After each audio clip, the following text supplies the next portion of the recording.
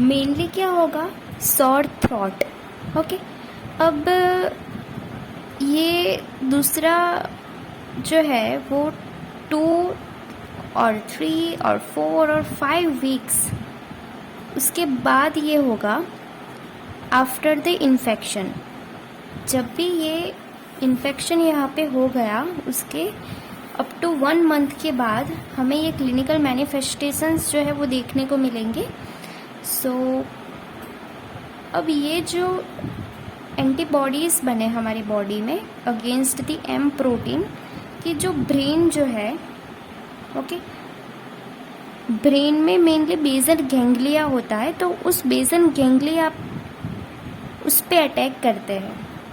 वहाँ पे normal protein होता है, it is similar to like M protein, तो वहाँ पे हमारी ये एंटीबॉडी जो है वो यहाँ पे अटैक करती है और इन्फ्लामेशन कॉज करेंगी। अब ये जो बेसल गैंग्लिया है वो मेनली हमारी जो मोटर एक्टिविटी होती है उसके लिए वो ये रिस्पॉन्सिबल होता है, ठीक है। तो यहाँ पे इन्फ्लामेशन होगा तो फिर एबनॉर्मल इनवॉलंटरीली मूवमेंट होगी। मेनली ये हेड और आर्म वाले रीजियन की ज़्यादा होती है एबनॉर्मल इनवॉलंटरी मूवमेंट, जिसे हम कोरिया कहेंगे, उसे हम सिडेनहाम सिंड्रोम भी कह सकते हैं, और Saint Vitus dance, because it's a movement like Saint Vitus dance, so that's why we called as a Saint Vitus dance also. And अब हमारी जो एंटीबॉडीज़ है वो और इम्यून सिस्टम जो है उसे बिल्डअप होने में टाइम लगेगा। सो इसीलिए हमें ये अप्रोक्स 1 मंथ के बाद ही ये सारे सिम्टॉम्स हमें देखने को मिलेंगे ये एक्यूट रोमेटिक फीवर वाले पेशेंट में। तो कोरिया हो सकता है उसे। देन दूसरा है जॉइंट। यहाँ पे जॉइंट है उसमें भी ये M protein like normal protein present होते हैं, जिसे एंटीबॉडी जो है वो डिटेक्ट करेगी और वहाँ पे मेनली वो इन्फ्लामेशन कॉज करेंगी। इन्फ्लामेशन से क्या होगा, यहाँ पे जॉइंट का इन्फ्लामेशन होगा जिससे हम कहते हैं आर्थराइटिस। ओके, अब बहुत सारे जॉइंट में हो तो हम उसे पॉली आर्थराइटिस कहते हैं। अब यहाँ पे हमने ये माइग्रेटरी वर्ड को क्यों यूज़ किया, ओके, माइग्रेटरी मीन्स मूवेबल, तो ये जो आर्थराइटिस है वो मूवेबल होगा। मीन्स पहले उस पेशेंट को एंकल जॉइंट में इन्फ्लामेशन हुआ है, पेन हुआ है, कुछ ही घंटों के बाद उसे व्रिस्ट जॉइंट में हो गया, कुछ ही घंटों के बाद उसे नी जॉइंट में हो गया, तो ये इसीलिए हम इसे माइग्रेटरी पॉली आर्थराइटिस कहेंगे। अब यहाँ पे आपको ये आर्थराइटिस एंड आर्थराल्जिया है, उन दोनों में डिफ्रेंशिएट करना आना चाहिए। आर्थराइटिस जो है वहाँ पे जॉइंट में इन्फ्लामेशन होगा, वहाँ पे जॉइंट, वहाँ पे हॉट, स्वॉलन, रेड, पेनफुल होगा एंड टेंडरनेस होगा। टेंडरनेस यानी जब भी मैं उस साइड पे टच करूँगी तो उसे पेन होगा, दैट इज़ द टेंडरनेस। सो ये सारे सिम्टॉम साइंस जो है वो आर्थराइटिस में होंगी। आर्थराल्जिया में ओनली एंड ओनली पेन होगा, इन्फ्लामेशन नहीं होगा, no tenderness, no swollen, no red, no hot, only and only pain. तब मैं उस पेशेंट को कोडीन दूंगी। बट आर्थराइटिस है तो उसे मैं हाई डोज में एस्पिरिन दूंगी। ओके, तो अब ये जो माइग्रेटरी पॉली आर्थराइटिस है वो मेजर क्राइटेरिया होता है diagnosed of this acute rheumatic fever. Okay, अब ये सपोज कि आपके पास ऐसा पेशेंट आया जिसे हाई ग्रेड फीवर है और सिवियर जॉइंट पेन हो रहा है, ओके, और उसकी मदर ने बताया कि उसे ये migratory poly arthritis pattern type, उसे ये इन्फ्लामेशन हुआ है इन द जॉइंट। सो उस वक्त हम उसे एस्पिरिन का डोज दे देंगे, ठीक है। अब जब भी ये फीवर जो है वो रिलीफ होगा, उसके साथ ही ये पॉली आर्थराइटिस है वो भी रिलीफ हो जाएगा। सो इसके फर्दर मोर कॉम्प्लिकेशंस देखने को नहीं मिलेंगे, ठीक है। बट यहाँ पे हमें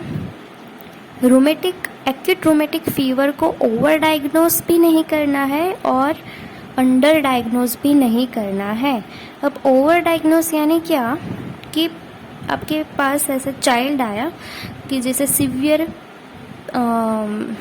हाई ग्रेड फीवर है और सिवियर जॉइंट पेन हो रहा है, उससे सिर्फ पेन हो रहा है, इन्फ्लामेशन नहीं है, फिर भी आपने ये कह दिया कि भाई इसे तो एक्यूट रोमेटिक फीवर है, ऐसा आपने अनाउंस कर लिया, तो फिर उस चाइल्ड को अप टू 25 ईयर तक, उसकी एज 25 ईयर नहीं हो जाती तब तक उसे डेली मेडिसिन लेनी पड़ेगी for this acute rheumatic fever के लिए।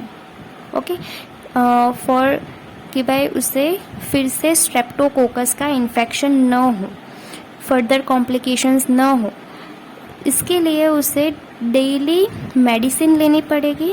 ओके, जो अच्छी बात नहीं है उस चाइल्ड के लिए।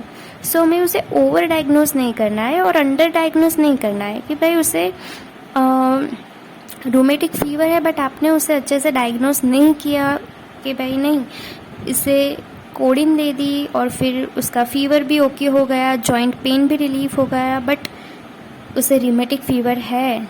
ओके, तो फिर फर्दर कॉम्प्लिकेशंस हो सकती है जिसमें एंडोकार्डाइटिस होगा, जिससे पेशेंट की डेथ भी हो सकती है। सो फिर एक्यूट रोमेटिक फीवर को ओवर डायग्नोस अंडर डायग्नोस नहीं करना है, be carefully. Okay, so then दूसरा है, ये हो सकता है कि एरिदेमा मार्जिनेटम। ओके, कि भाई स्किन है, स्किन पे भी ये एम प्रोटीन जैसे नॉर्मल हेल्दी प्रोटीन्स होते हैं जिस पे ये एंटीबॉडी हमारी होती है, वो उस पर अटैक करेगी और इन्फ्लामेशन कॉज करेगी, जिससे कि ये ऐसे पिंक मैक्यूलर पैचेस फॉर्म हो जाएंगे, रैशेस बॉडी पे ऐसे दिखाई देंगे हमें, जो पेनलेस होंगे। बट ये सेंट्रल वाला पार्ट जो है वो धीरे धीरे हील हो जाएगा एंड ऐसे क्रेसेंट और ऐसे सर्कुलर मैनर में हमें ऐसे लीजन्स देखने को मिलेंगे। सो ये मेनली चेस्ट और एब्डोमेन पे होते हैं ज़्यादातर। सो जिसे हम कहेंगे एरिदेमा मार्जिनेटम।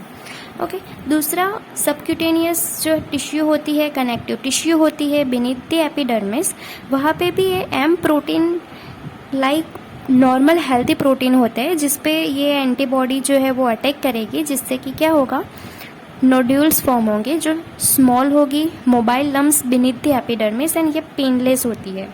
ठीक है, ये एरिदेमा मार्जिनेटम है, वो भी पेनलेस होगा एंड सबक्यूटेनियस नोड्यूल है, वो भी पेनलेस होगी और इसके फर्दर कॉम्प्लिकेशंस नहीं होंगे, फीवर रिलीफ होगा, उसके साथ ये जो है वो भी रिलीफ हो जाएंगे। ठीक है, अब बात करते हैं हम ये पेनकार्डाइटिस की।